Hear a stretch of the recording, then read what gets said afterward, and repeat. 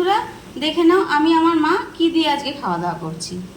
এটা কি করেছি তোমাদের সব বলবো। এটা কি কি আছে এর মধ্যে, কি একটা বাটা তো হচ্ছে, বুঝতেই পারছো এটা কি বাটা আছে, কিভাবে করেছি, কি কি দিয়ে করেছি, তোমাদের সব কিছু বলবো। তোমরা যদি কেউ খেয়ে থাকো সেটা আমাকে কমেন্ট করে বলবে, হ্যাঁ আমরা খাই এরকম। আর যদি কেউ না খেয়ে থাকো, সে একদিন আমার কথা রাখার জন্য করে খাবে, আমাকে জানাবে কেমন লাগলো। ঠিক আছে? তা কী রান্না হয়েছে বলে নি। এ দেখো, ভাত তো করতেই হয়, ভাত ছাড়া খাবো কি দিয়ে। ভাত হয়ে গেছে।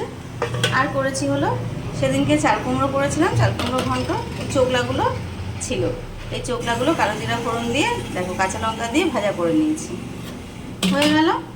আর করেছি হচ্ছে পটল করেছি, গোটা গোটা পটল দেখো সর্ষা দিয়ে করেছি। এই দেখো সর্ষা পটল, ঠিক আছে? এই দেখো, তোমরা হয়তো ভাববে যে এত সর্ষা দিদি ভাই পেট ব্যথা করবে, শরীর খারাপ লাগবে। তোমাদের আমি বলে দিই, আমি না নিজের বুদ্ধি দিয়ে না অনেক কিছু এটা ওটা রান্না করি এরমভাবে, জানো তো। তা আমি এর মধ্যে সর্ষা কিন্তু বেশি নেই, সর্ষা আমি ছেঁকে রান্না করি। ছাঁকনি দিয়ে আমি সর্ষাটাকে ছেঁকে নিই, ওই জলটা দিয়ে আর ছাবাগুলো ফেলে দিই। ওই ছাবাগুলো খেলে পেট ব্যথা করবে, ওই জন্য আমি ছাবাগুলো রান্নায় দিই না, ছাবাগুলো ফেলে দিই। এবার বলবো এই গ্রেভিটা কীভাবে হয়েছে, এতটা গ্রেভিটা হয়েছে হলো তোমার, আমি এর মধ্যে একটু সাদা তিল বেটে দিয়েছি, সাদা তিল আর কাঁচা লঙ্কা একসাথে বেটেছি। আর এদিকে তো সর্ষার গুঁড়ো আমি ভিজিয়ে রেখেছিলাম, ওটা ছেঁকে দিয়েছি। এইভাবে করেছি, তাহলে কি হলো, একটু গ্রেভি হলো, ভাতটা দিয়ে মেখে খেতেও ভালো লাগবে এটা। তাই এইভাবে করে নিয়েছি, হয়ে গেল। আর যেটা বলছিলাম, এটা কি করছি বলো তো বন্ধুরা, বলে দিচ্ছি তোমাদের এটা কিভাবে করেছি। এটা হচ্ছে বাটা করেছি। বাটা কি করেছি দেখো, আমরা কিন্তু বাঙাল, হ্যাঁ।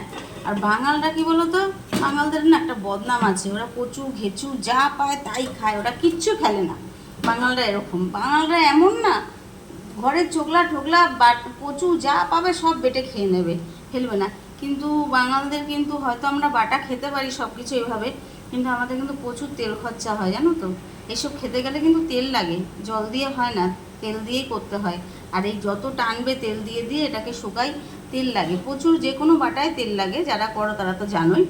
তা বাঙাল বলেই যে আমরা পয়সা বাঁচাই বা হিসাব করে চলি, খাই এরকম, ভালোবাসি খেতে তাই খাই। যে পয়সা বাঁচানো হিসাব করা ওগুলো কোনো ব্যাপার না, এগুলো ফেলে দেওয়াই যায়, অনেকে ফেলেই দেয়, কোনো ব্যাপার না। কিন্তু এগুলো একবার করে খাবে, খেতে অসাধারণ লাগে। তাহলে কেন ফেলে দেবো, খেতে যদি ভালো লাগে কোনো জিনিস বলো।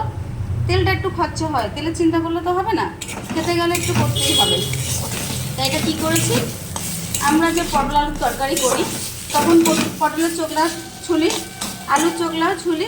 এই যে পটল আর আলুর চোখলাগুলো, এগুলো আমি ফেলি না, আমি প্লাস্টিকে করে ফ্রিজে রেখে দিই। তারপর ধরো একটুখানি বেশ অনেকটা হয়ে গেল, আমরা তো দুজন খাই মা মেয়ে, অত চোখলা তো হয় না একদিনে, যাদের বড় সংসার তাদের হয়, তারা একদিনেই করে খেয়ে নিতে পারবে। এবার আমি একটু রেখে দিই ফ্রিজে প্লাস্টিকে করে। তারপর আজকেও একটু হয়েছিল, আগের দিনে একটু ছিল, মিলিয়ে দেখো এই যে আলুর চোখলা আর পটলের চোখলা মিক্সিতে বেটেছি। এর মধ্যে কি দিয়েছি, সব বাটা যা দেয় তাই দিয়েছি, আলাদা কিছু ব্যাপার নেই। রসুন দিয়েছি, কাঁচা লঙ্কা দিয়েছি, কালো জিরা দিয়েছি, সব দিয়ে এগুলো বেটেছি। বেটে এবার তেলের মধ্যে দিয়ে দিয়েছি, নুন হলুদ দিয়েছি, নামানোর আগে একটুখানি চিনি দেবো, ব্যাস নামিয়ে ফেলবো। এই যে একদম আঠা আঠা শুকনো হবে, তেল দিয়ে এর আগে একবার তেল দিলাম, আবার একটু তেল দেবো এখন, তেল দিয়ে এটাকে পুরো একদম শুকাবো। মানে কি বলবো না বন্ধুরা, এটা দিয়ে না তোমার এক থালা ভাত খাওয়া হয়ে যাবে, আর কিচ্ছু তোমার খেতে ইচ্ছা করবে না। এটা দিয়ে এখন খাবে না, আর কোনো রান্না খেতে ইচ্ছা করবে না। এটা এতই ভালো লাগে খেতে, গরম গরম ভাত হবে আর এই বাটা হবে। বাটা মানে যে কোনো বাটা দারুণ স্বাদ। আর এই পটল চোখলা আলুর চোখলা কে কে বাটা খেয়েছো এরমভাবে আমাকে কমেন্ট করে বলবে। আর কে এখনও খাওনি সে কিন্তু অবশ্যই একবার করে খাবে, ঠিক আছে? খেয়ে আমাকে জানাবে কেমন লাগলো। পুরো ভিডিওটা দেখার জন্য আমার অসংখ্য ধন্যবাদ। টাটা।